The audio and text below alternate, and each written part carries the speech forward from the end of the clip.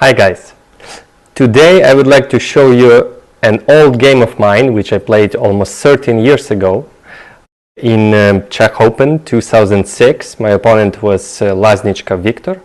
He was already 2600, I was barely 2500 GM, and this is one of my best games ever. It is full of lessons for you, so whenever I'm gonna say pause the video and find the best move, I suggest you do that.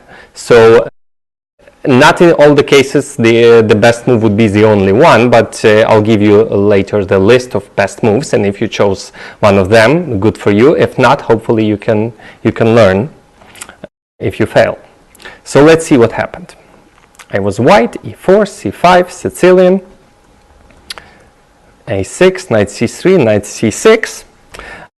We're not going to dive into all the opening details of this line, so I decided to play some solid bishop e2, d6 and castle.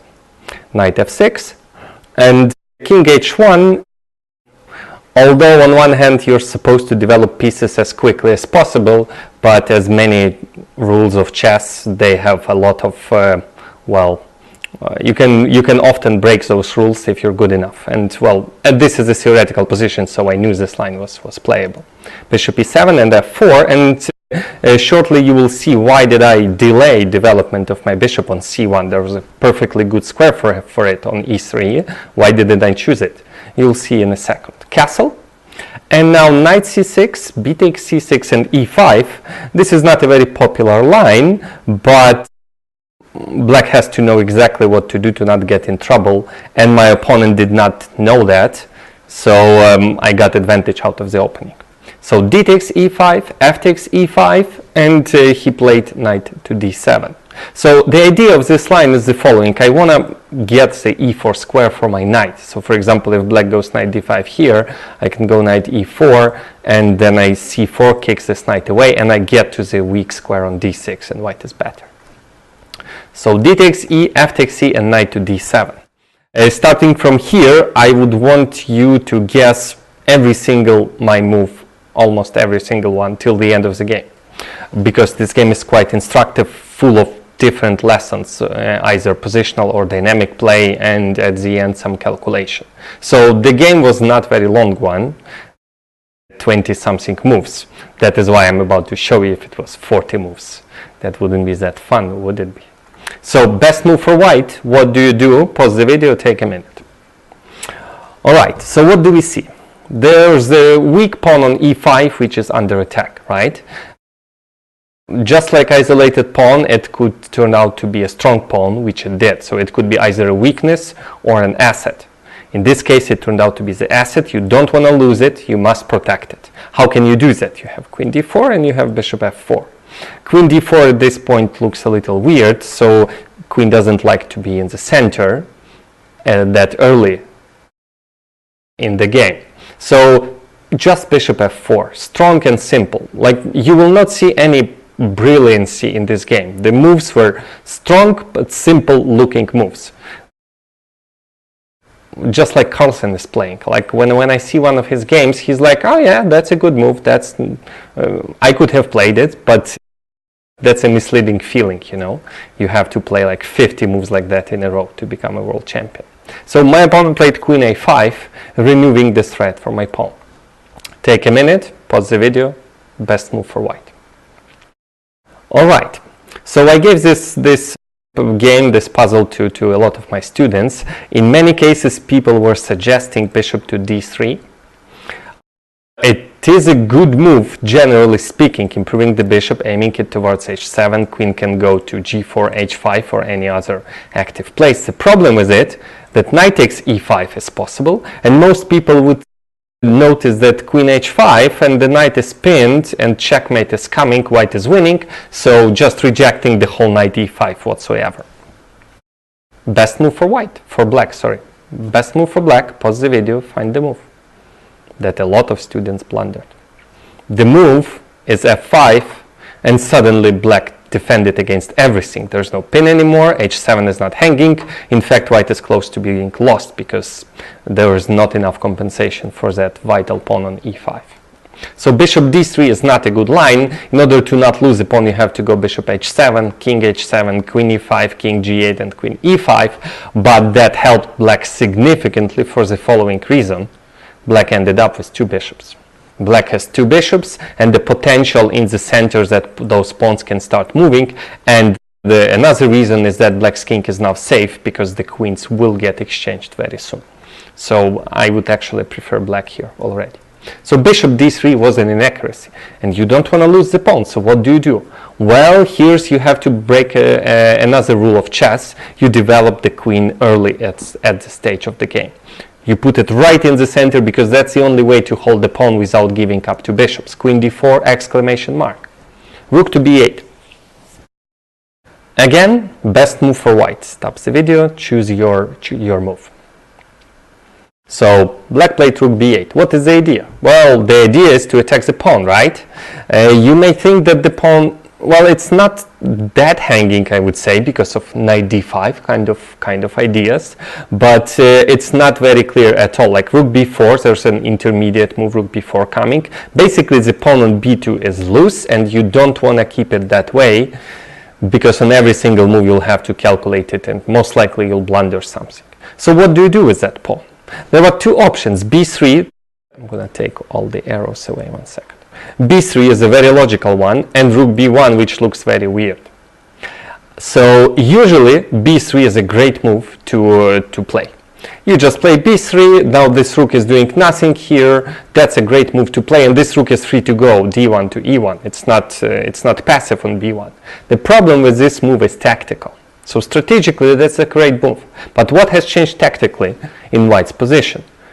There's appeared a loose piece on c3. Queen is attacking, well, not loose, but semi-protected. Both queen is attacking, queen is protecting. Queen is like the worst defender ever. So black can try to distract the queen. There's also a loose pawn on e5, semi-protected. 2 attackers, 2 defenders. And the queen on d4 is not rock solid. It can be attacked. For example, the reason I rejected b3 was, for example, the following move f6, which in vast majority of cases wouldn't work because there's an x-ray towards the rook. But e takes f, bishop takes, and knight on c3 is falling. And there's major problems in this diagonal. So because of f6, I rejected b3, so rook a to b1 is actually the best move in the position. So my opponent played c5. Here actually there's not a significant difference, but maybe a tiny difference between the squares you choose to move away your queen. So take a minute to consider what would you do if it was your position over the board. All right, so the queen is hanging. Where do you move it? There are plenty of squares. You could go to c4, a4, e4, f3, g2, like playing. Well, queen is a powerful piece, right? So where do you move it? There's one rule that can really help you find a good square for your queen. The rule says the queen doesn't like to be bothered. The queen doesn't like to be attacked or even potentially attacked by any of your opponent's pieces. And the square that follows that rule is queen e3. So you don't want to stay on the d file because the rook can appear there. You don't want to trade the queens like queen a4 because there's a pawn on e5. That's usually a huge sign of kingside attack, and without queens you will never succeed in that. So queen a4 is just positionally a really bad move. So that's why queen to e3. My opponent played queen c7. Again, all black's moves are logical, right? Develop the rook, the queen went with tempo, c5 is tempo, now queen's retreating back to c7, putting pressure on my pawn. So all black's moves make sense, but white is significantly better at this point because of this key pawn on e5 that I can't hold, and now I have huge attacking chances. So there are actually 3 best moves in this position. If you choose one, good for you. Take a minute or 2 or 3 to find the move that you would play during the game. All right, so this is technically, I would say, still an opening phase because white haven't completed the development of this rook. All the other pieces are generally in the game. So thus you can conclude one of the best moves in this position is just to play b3. And now this rook is free to go to d1, but maybe better to e1 to hold the hypothetical weakness on e5. So b3 was a great move, preparing the completion of development. Also preparing bishop d3, because if you choose bishop d3 here, that's not a good move, because black can kick you away with c4, and there's no good square for the bishop to go. If you go to e4, now knight is sad because he wanted to go there. So b3 multifunctional move. Now the rook can go and the bishop can go to d3. White is much better. Another move was like very precise approach to chess that engines introduced when they started beating us so badly. It is knight to e4. So everybody is standing, knight is coming to the attack. Knight to e4, knight is ready to jump here or there, or maybe even to f6. Great move, and the tactical background is knight takes e5, queen g3, pinning this knight. Black has to go f6, and now white plays, for example, bishop to c4, sacrificing that crucial pawn, but completely paralyzing black. Now this pin is almost deadly. This bishop is active. At any moment we can take on e5 twice, and we control all the white squares. White is significantly better. But I don't think there was need for such drastic measures like sacrificing a pawn, so I decided to go with the third best move in this position, and it's queen to g3. I significantly improve my queen. I keep the pawn on e5 under protection, and I look at this king. Well, bishop h6 is not a threat at the moment, because I'm going to remove there. Bishop h6, there's queen takes e5 in the air. But, oh no, there is a threat. I created a threat, bishop h. So, for example, if black plays, it's hard to come up with any move. Let's say, for the argument's sake, I'm going to play a dull move a5. So it's bishop h6, pawn is hanging, and if queen e5, I come back to f4 and I win the whole rook. So I did create a threat while improving the queen. Good move. My opponent played rook b4, removing the rook from that diagonal and creating pressure on my good bishop on f4. Again, best move for white. Well, if you believe Stockfish, there are two best moves in this position. Best move for white. All right, so in open positions, you're supposed to try to follow the following pattern. Number one, forcing moves. If you see a good forcing move, seriously consider it. If not, the second step I would say is significantly improve some of your pieces. If you can, pick the worst one. So that is why a3 is a good move to consider. The rook just went here, let me kick it away. I was not happy with rook takes f4, and he would take my beautiful pawn on e5 and control all the dark squares. So I did not like that. But the engine says you go rook takes f4 and knight e5, you go rook a4, and you just attack that pawn and white is better. But that is, I would say, a computer chess. I did not like it. I did not like it, and again, I didn't see a need to do that. So I just played bishop to d3. Improving my bishop, significantly improving my bishop. It was standing on e2, putting pressure on useless pawn on a6. Now it's standing on d3, putting enormous pressure on the king side. All right, so my opponent played bishop to b7, improving one of his pieces. Again, best move for white. All right, so the best move in this position is the one I played, rook b to e1. If you remember, I told you, forcing moves first, so you have to consider bishop h6, but then after queen e5, you reject it. There's nothing happening here. What are other forcing moves? Well, attacking h7 with something like queen h3, but black has, for example, g6, and now e5 pawn is loose. So I rejected the forcing moves relatively quickly. The same applies to a3, nothing has changed, the exchange sacrifice is good for black. So I significantly improve my rook, and in order to do that, you just need to calculate that if black takes here, now there's bishop h6 and winning an exchange and continuing extremely powerful attack. So my opponent played king h8, well, anticipating the bishop h6 threat. Again, pause the video, best move for white. All right, if you look carefully at this position, you'll see that all of white's pieces are ready, you know. The rooks are at excellent locations, the queen, the bishops, the knight, everybody is ready for action. Usually that means it's action time. You have to do something right now. Otherwise, your advantage can evaporate eventually. So two best moves in this position are forcing ones. Number one that I played was a3, kicking the rook, forcing it to decide on a square, or queen h3. Queen h3 was the second move. That was a great move to play. The h6 was an alternate move for black to play, and usually bishop h6 would win. Well, a puzzle for you, best move for black. You can pause the video, it's not that difficult. It is rook h4. Rook is with the tempo coming to the defense, and black is suddenly winning. That is actually why I played a3, so that in that line there would be no rook h4.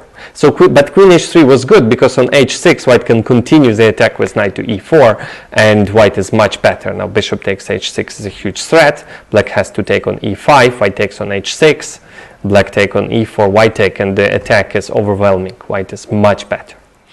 Also black has g6 move, but then after bishop e4, it's not an obvious move to play. That's one of the reasons I didn't play queen h3. I want to play bishop h6, but in this case black can take, black can go rook h4 and attack my bishop. I did not like that. So I chose a3. But now it was a choice only between those two forcing options. a3. So the idea was that if he takes my pawn on b2, I can, let's say, attack the rook to kick it to a much inferior location on b6, and now I can play this queen h3 move, and there's no more h6 because bishop h6 was a crushing attack, right? The bishop, the queen, the rook, everybody's there, and there's zero defenders near the king. So black would have to go g6, and after bishop h6, white wins an exchange and continues the attack. And the tactical background is knight takes e5, for example, falls. Black is losing because queen g3 pinning the knight, and on f6 rook takes e5, and f8 there's a problem, white is winning material. So that is why I played a3. I kicked his rook away, and well, if he takes my bishop, I take with the queen, I get exchange up just for free. So he played rook to d4. One more move for white. Best move for white. Pause the video, we're almost there. For the same reasons, the best move here is a forcing one. So the rook didn't leave the fourth rank. Let's keep attacking it. It's knight to e2, forcing move, attacking the rook, and now black has a very unpleasant choice. Black can take my bishop, and I just take it with a pawn, and again I get an exchange up for free, and still I have my kingside attack for future improvement. If he goes rook to d5, which he didn't do, I go bishop e4, and I win exchange again and again for free, because rook takes e5 loses even more material. So my opponent decided to stick on the fourth rank with rook to a4, which turned out to be the final mistake of the game. Best move for white. Pause the video and make your decision. Actually, the following rule does not follow the pattern I just described. The move is not forcing, the move is not improving neither of the pieces. So that's a violation even of the rule. But the rule is, all the rules have exceptions. Most of the rules have significant exceptions, and this is one of them. The best, for sure, the best move, no questions asked here for white, is 1c4. Not 122 c4. What's the idea of this move? The idea is that now rook on a4 is completely cut off from the game. That's it. And it has even no theoretical way to escape from the cage it built itself with my and his pawns. He wishes to not have pawn on a6, and now at this point, to be frank with you, c4, and that's it. I'm assuming my opponent blundered it. If he would have seen this move, he would never put his rook on a4. He would just sacrifice it for one of my bishops and try to continue the game. Now that's it. Black is collapsing. So he played rook to d8. Actually, now there are many moves that win for white. So as long as you choose one, that's fine. You can check it later with the engine. You'll see the text of the game provided in the description. The move I chose was again a forcing one, and it's knight to c3, attacking the rook, improving my knight, and well, supporting important pawn. he moved his rook to a5. It was actually just painfully funny to watch that rook on a5. It's just doing nothing. He's one rook down, and one more move that finished the game. Best move for white. There are plenty of moves because white is just strategically winning. White can go h3 and nothing would change. White is dominating because black is playing without the rook, but the fastest way that I played was bishop to h6, another forcing move, mate in one coming, and my opponent resigned because g7 is hanging and f7 is hanging. And if you pay attention, there are 0 pieces guarding his king, just a few pawns. So I remove this pawn, and after rook f7, it's queen g7 or rook h7, mate is coming. The only sensible way to stop it or postpone it for a few moves is bishop to g5, and white has plenty of ways to win. For example, rook takes h7 check, king g8, and rook takes h6, followed by queen to g5. There's no defense here, and black may as well resign. So that is why he resigned after bishop h6. So that was one of my best games ever played 13 years ago. Wow. So I hope you enjoyed it. I hope you learned something new today, and I hope you improved your calculation and dynamic skills. I see you in a week. Take care. Thanks for watching. Please spread the word about my channel to your chess friends. Bye.